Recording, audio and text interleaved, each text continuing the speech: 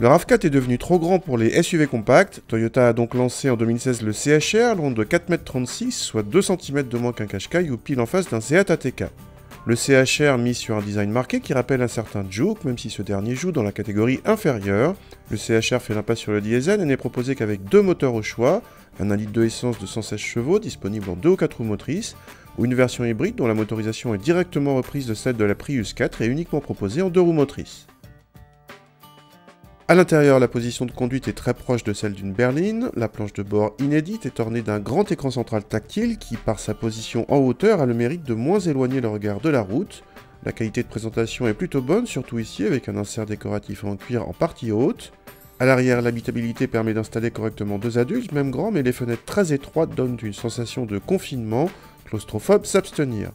Le coffre reste quant à lui sous les 400 cm3, un corps faible pour la catégorie.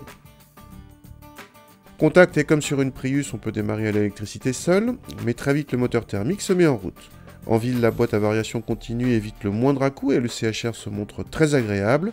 Sur route, on retrouve malheureusement l'effet mobilette, plus prononcé que sur la Prius, car le CHR est plus lourd et moins aérodynamique. Même au régulateur de vitesse, sur autoroute, chaque montée emballe le moteur. Dommage car la partie châssis se montre en revanche très agréable pour un SUV en donnant une sensation de légèreté et de dynamisme, tout en préservant un bon niveau de confort.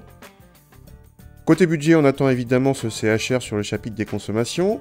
Il se montre effectivement plus sobre que ses rivaux essence, mais il trouve sur son chemin le Kia Niro, le seul autre SUV hybride et son rival direct qui ne consomme pas plus. Ce dernier se montre en outre plus performant et dépourvu d'effet mobilette puisqu'il a droit à une boîte double embrayage. Pour le tarif, le CHR hybride débute à 28 600 € et notre modèle haut de gamme dépasse les 31 000 €. Le Kia Niro hybride navigue dans les mêmes eaux tarifaires mais a pour lui sa garantie 7 ans.